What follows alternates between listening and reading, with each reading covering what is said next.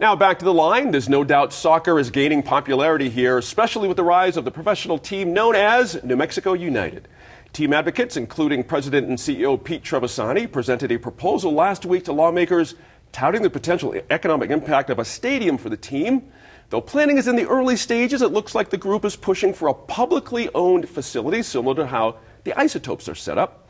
Although the project will be costly, perhaps up to or maybe over $100 million, supporters say it will bring jobs, construction, and beyond, and will contribute to something you can't put a price tag on, a sense of pride and community. Tom, simple question. Is this enough of a convincing argument to you to give a second-year team that's still fledgling, still sort of getting there, a $100 million plus commitment? Does that make sense, those two things together? Well, first off, New Mexico United has been very successful. They've been very effective at whipping up, community, statewide support. The numbers don't lie. They don't. They're very good. It's the first year, I would say, and even, New Mexico United didn't go out seeking this.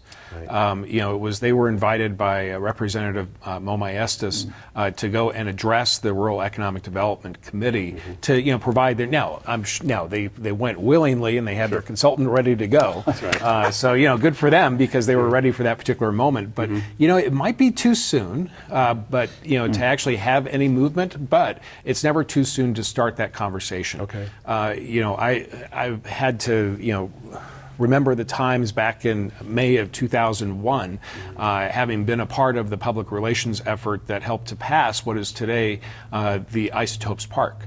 And that whole item was put out to a ballot, but it wasn't very simple. What you had three different options. Is it going to be downtown? Is it going to be a renovation? Or is it not going to happen? Right. And from a PR perspective, trying to get a campaign passed, it was a nightmare because you didn't know how that would particularly play out.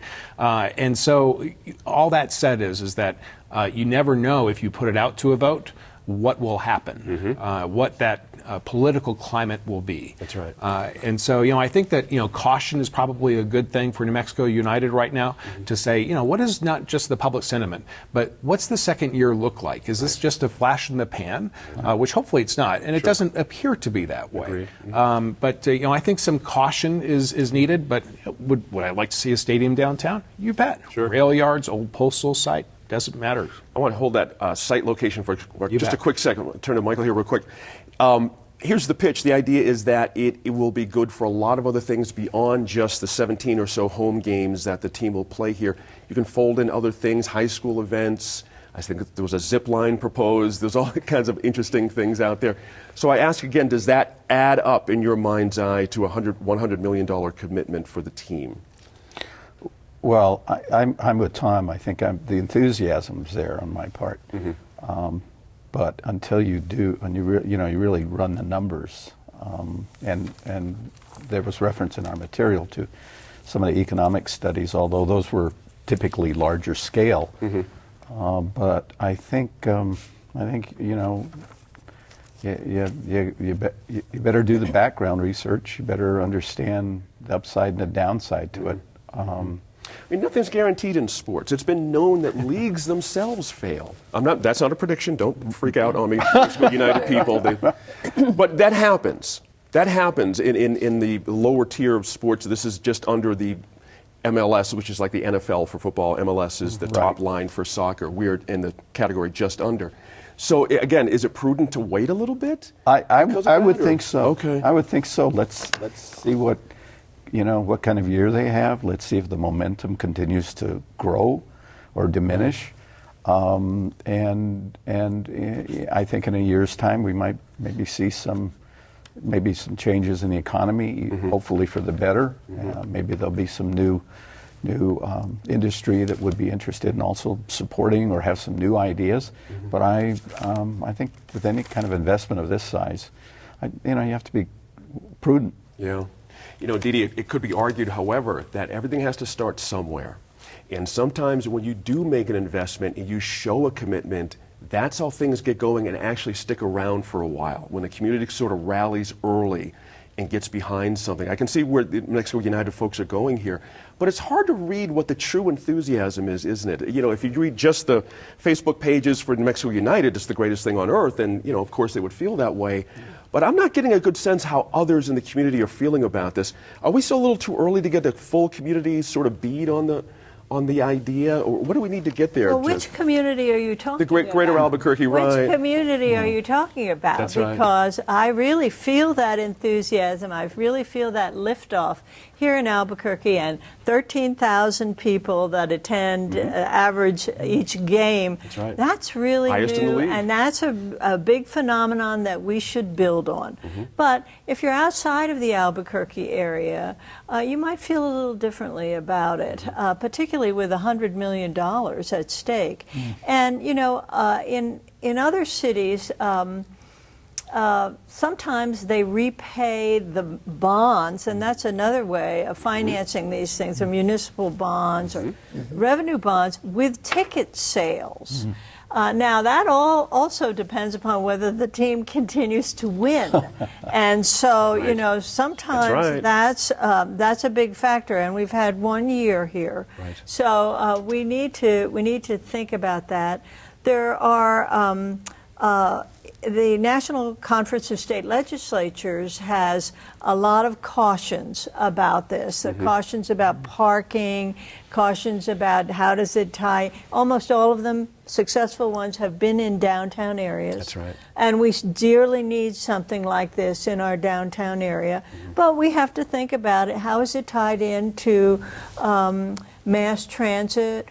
What's the parking situation? That's Which right. neighborhood would be best suited for it? There are a lot of unanswered questions. It's time to really dig in and study it and get the input of a wide spectrum of the community, I think. And then I hope that it's a positive outcome for New Mexico United. But I don't think we know enough yet, really, to decide whether we want to, and basically, we don't put down $100 million on at first in any case. right. You know, I've never seen that happen. Anyway, I mean, no what enthusiasm there Just to be is. clear, I think the ask of the legislature is about 30 million 30 somewhere out there, million. right? So there's a big gap, of course, looking to make up. And let's talk about location, Senator Snyder. You know, Senator Feldman just made an interesting point about which is an appropriate neighborhood, and I've seen a lot of pushback about the idea of the rail yards, meaning the Bareilles neighborhood is not crazy about the idea of 13,000 people sweeping into their neighborhood, which is single-lane streets. There's really not a lot of double-lane streets, all the parking issues, all that kind of stuff. So, you know, I've seen I-40 and 12th Street. I've seen down by the football stadium, that open parcel down there. But what good does it, we're trying to get to an economic impact. Where would it be the most impactful? I guess that's my question. Where would get the most bounce economically? The stadium. All of those locations, for someone like me that lives in the Northeast Heights, and I live in the near Northeast Heights, Right. on the surface, they're not attractive. Okay. I mean, the concept of a stadium, a team, a winning team, those are interesting and fun, of course. Right. So I think one of the main considerations has to be the mass transit to get there. Gotcha. And so the ART project, once again, comes into play as to what we're going to do. I just want to follow up for a second on what Senator Feldman referred to. The National Conference of State Legislatures, it was February of 2015. There's an incredible article, and it goes through and gives you 10 things you should look at before you make a legislative or public funding commitment to it. And the one that struck me, which we've kind of alluded to, is build a facility that can host events year-round. Okay. You have to be able, you said there's 17 games. What are we going to do the rest of the year? It can't just sit there and do nothing. Because we've had other things that kind of sat there and did nothing. That's right. And it has to fit the local area. And if they don't want it, but it's not even, they're talking about the fact that there are narrow streets. You've got to make it easy for your fans to get there. That's right. And Isotopes Field is easy. That's right. And I've heard this, Tom, you started us off on the location thing. I've heard folks say the I-40 12th Street location is the best for them because you can get on the highway and off and all that kind of thing. And if you think about the transportation thing with the ART bus, unless it's right on Central, you're not walking going, yeah. up 3 miles either direction. It's just not going to work that way. It's got to be right there as it is in other cities. Your thoughts on location? Expand on where you started with. Yeah, that. so when the Isotopes, when Back in Baseball was being discussed back in 2001, the two, the main site was at Broadway and Lomas. I think that site right now, the old U.S. Postal Service, actually they still own the land. That's a great location because you have good access off of Lomas. I think what Senator Snyder was talking about as far as bringing in Albuquerque Rapid Transit, there are a lot of positive things that could develop as a result of having a stadium in the downtown area. I've also had a chance to talk to some folks connected with the team who indicate that the rail yard sure would be interesting as well. And I like that the conversations in general are focused on those two sides, those two different parts of the downtown area, because that's where I think you start to get that weather system created. The big challenge that we've seen, though, is are those who have come before. Okay, so initially Isotopes Park was created as a way to say, okay, great, we're multi-use. We're going to have the UNM Lobos are there. Well, now the UNM Lobos have their own baseball stadium, and so you had a really nice renovation with the University Stadium.